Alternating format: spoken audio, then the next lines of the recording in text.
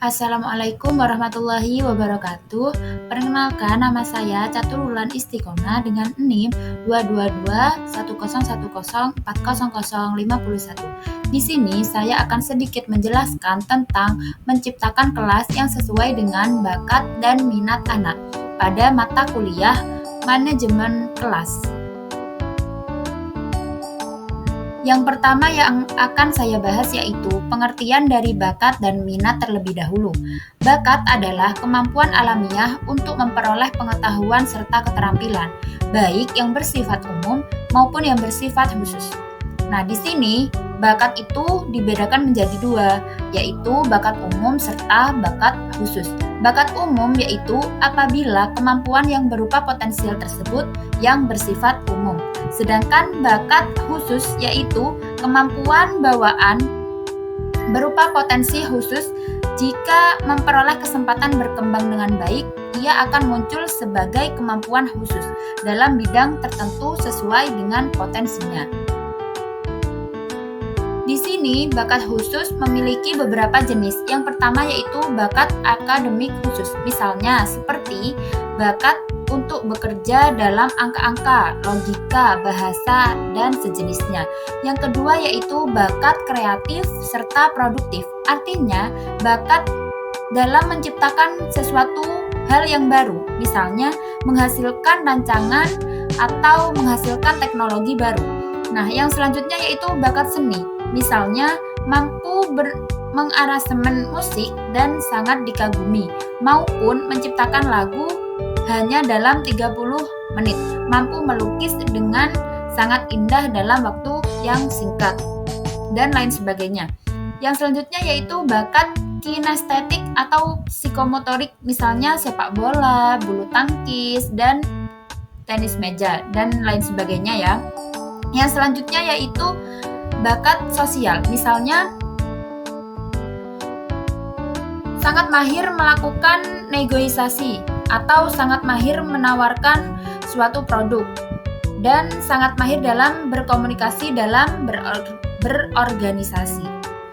Nah, di sini ada beberapa faktor yang mempengaruhi perkembangan bakat khusus. Yang pertama yaitu faktor internal. Biasanya dipengaruhi dengan perkembangan minat, motif berprestasi, keberanian mengambil resiko, keuletan dalam menghadapi tantangan, bahkan kegigihan atau daya juang dalam mengatasi kesulitan yang timbul. Nah, faktor yang kedua yaitu faktor eksternal. Faktor yang mempengaruhi yaitu kesempatan maksimal untuk mengembangkan diri, sarana dan prasarana, dukungan dan dorongan dari keluarga serta orang tua, dan pola asuh orang tua. Nah, yang selanjutnya yaitu minat. Minat adalah suatu keadaan di mana seseorang menaruh perhatian pada sesuatu dan disertai keinginan untuk mengetahui, memiliki, mempelajari, dan membuktikan. Minat ini terbentuk setelah diperoleh informasi tentang objek atau kemauan dan keterlibatan perasaan yang diiringi seperti perasaan senang dan lain sebagainya. Dan di sini ada beberapa macam karakteristik minat. Yang pertama yaitu minat menimbulkan sikap positif terhadap suatu objek. Yang kedua, adanya suatu yang menyenangkan yang timbul dari suatu objek. Dan yang terakhir yaitu mengandung suatu penghargaan dan menimbulkan keinginan atau gairah untuk mendapatkan sesuatu yang menjadi keinginan untuk mendapatkan sesuatu yang diminatinya. Nah, minat ini pada dasarnya dapat dibentuk dalam hubungan dengan objek. Yang paling berperan dalam pembentukan minat ini berasal dari orang lain, meskipun minat dapat timbul dari dalam dirinya sendiri.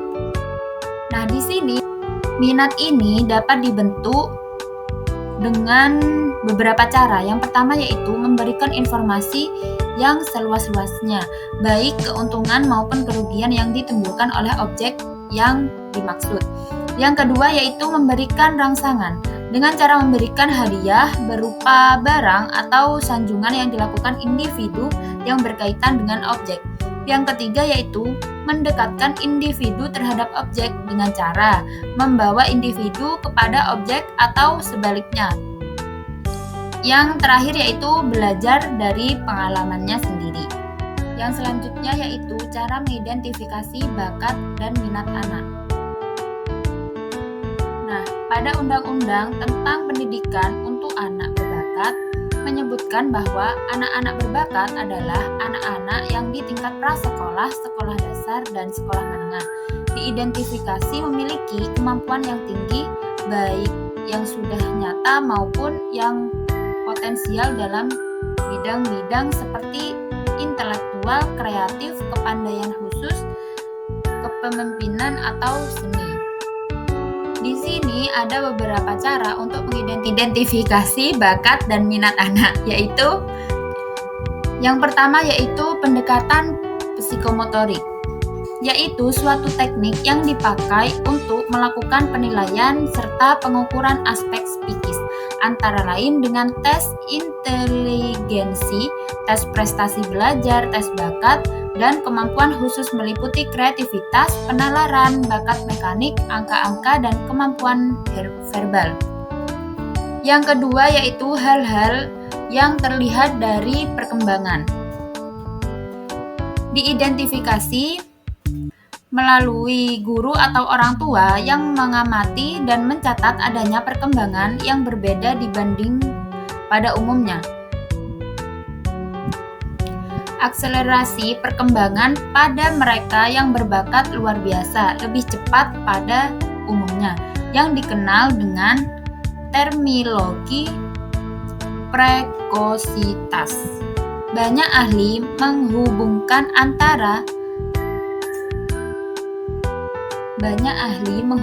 antara prekositas pada aspek fisik seperti tinggi dan berat badan, atau dengan aspek mentalnya, misalnya sudah bisa berbahasa asing dan membaca kamus.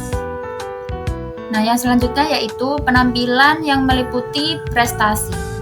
Dalam hal ini dapat dilihat dari perilaku seperti dengan pertanyaan yang tidak puas, ucapan atau komentar yang tiap kali terlihat aneh atau tidak terduga dari pemikiran dan karyanya. Yang selanjutnya yaitu pendekatan sosiometri. Dari pendekatan sosiometri ini dapat dilakukan melalui cara tidak formal oleh lingkungan sosial, lingkungan permainan, pergaulan, maupun organisasi, yang mengamati dan menilai adanya bakat anak yang luar biasa. Karena itu, bisa memperlakukan mereka secara khusus, misal sebagai tempat bertanya atau kalau kapasitas kepemimpinannya menonjol, bisa dimanfaatkan oleh lingkungannya. Nah, yang selanjutnya yaitu observasi. Dengan mengamati kegiatan yang paling disukai anak dalam berbagai konteks seperti di rumah, sekolah, atau saat bermain, lihat bagaimana anak bereaksi terhadap berbagai aktivitas. Nah, di situ kita bisa melihat adanya anak mempunyai bakat dan minat apa yang disukai oleh anak tersebut. Yang selanjutnya yaitu wawancara. Di sini kita bisa mengajak anak berbicara tentang apa yang mereka sukai.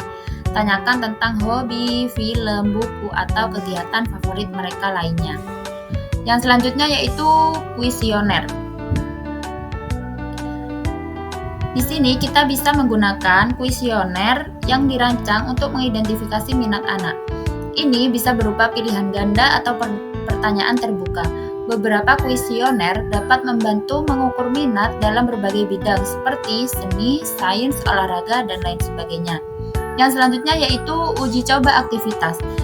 Nah, di sini ada beberapa kegiatan seperti kelas seni, olahraga, atau sains. Kita bisa mengamati kegiatan mana yang paling banyak menarik perhatian mereka.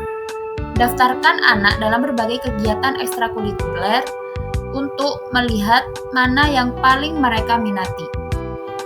Yang selanjutnya yaitu diskusi dengan guru lain. Di sini kita bisa diskusikan dengan guru tentang pengamatan mereka terhadap minat anak di lingkungan sekolah. Guru seringkali memiliki wawasan berharga tentang perkembangan minat siswanya. Yang terakhir yaitu keterlibatan orang tua. Di sini orang tua bisa mengajak anak terlibat dalam kegiatan di rumah seperti memasak atau berkebun dan lihat minat apa yang muncul dari anak tersebut, serta dukung anak untuk mengeksplorasi minat mereka, baik dengan menyediakan sumber daya atau dengan ikut serta dalam aktivitasnya.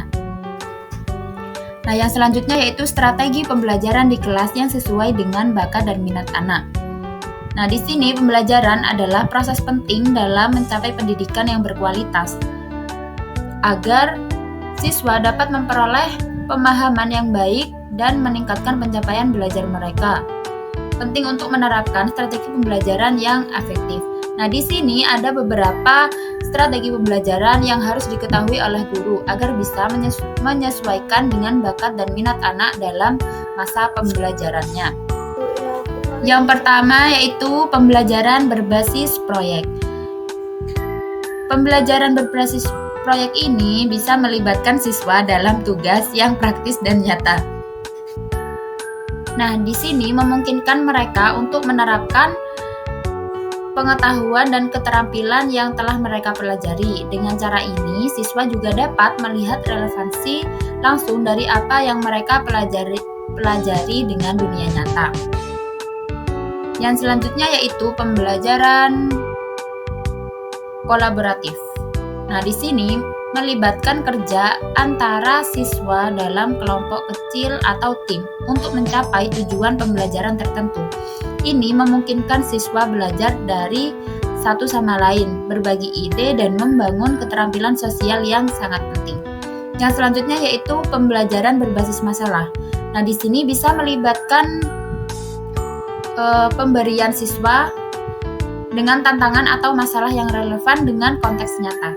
Siswa ini kemudian mencari solusi sendiri dengan menerapkan pengetahuan serta keterampilan yang telah mereka pelajari. Yang selanjutnya yaitu berbasis keterampilan. Pembelajaran ini fokus pada pengembangan keterampilan yang penting bagi siswa, seperti berpikir kritis, berkomunikasi dengan efektif, dan bekerja dalam tim. Melalui pembelajaran ini, siswa tidak hanya memperoleh pengetahuan, tetapi juga keterampilan yang dapat mereka terapkan dalam kehidupan sehari-hari. Nah, yang selanjutnya yaitu berbasis teknologi. Di sini bisa memanfaatkan alat atau aplikasi teknologi untuk meningkatkan proses pembelajaran. Nah, ini dapat mencakup penggunaan perangkat lunak, aplikasi seluler, video, dan platform pembelajaran daring. Yang selanjutnya yaitu berbasis game. Pada strategi pembelajaran ini dapat melibatkan penggunaan elemen permainan dalam proses pembelajaran. Hal ini dapat meningkatkan motivasi serta minat siswa, membuat pembelajaran yang lebih menyenangkan. Dengan pembelajaran berbasis game ini, siswa dapat belajar dengan cara yang interaktif dan terlibat secara aktif dalam proses pembelajaran. Yang selanjutnya yaitu pembelajaran diferensial. Nah, di sini melibatkan pengajaran yang disesuaikan dengan kebutuhan dan gaya belajar individu siswa. Guru harus memahami perbedaan antara siswa yang menyediakan pengajaran yang sesuai dengan kebutuhan mereka. Nah, ini dapat melibatkan penggunaan berbagai metode pengajaran dan bahan ajar yang berbeda. Yang terakhir yaitu berbasis pengalaman.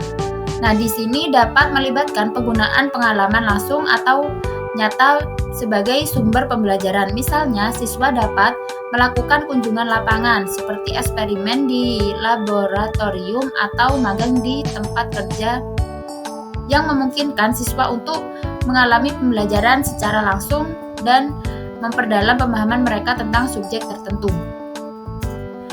Nah, dengan guru mengetahui beberapa minat dan bakat siswa, guru bisa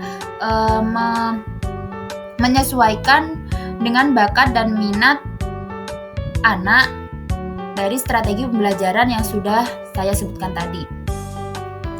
Jadi, guru harus bisa memilih strategi pembelajaran yang cocok untuk anak-anak ketika pembelajaran berlangsung. Baik, yang terakhir yaitu kesimpulan. Kesimpulan dari materi yang saya bahas tadi yaitu bakat merupakan kemampuan bawaan yang dapat dikembangkan, sedangkan minat adalah ketertarikan yang muncul dari pengalaman dan lingkungan. Penting bagi orang tua dan guru untuk mengenali bakat dan minat anak melalui observasi, wawancara, dan metode lainnya untuk mendukung pengembangan mereka. Nah, di sini ada berbagai strategi pembelajaran seperti pembelajaran berbasis proyek, kolaboratif, dan pengalaman yang dapat diterapkan untuk memaksimalkan potensi siswa sesuai dengan bakat dan minat mereka. Mungkin hanya itu yang dapat saya sampaikan, kurang lebihnya mohon maaf. Wassalamualaikum warahmatullahi wabarakatuh.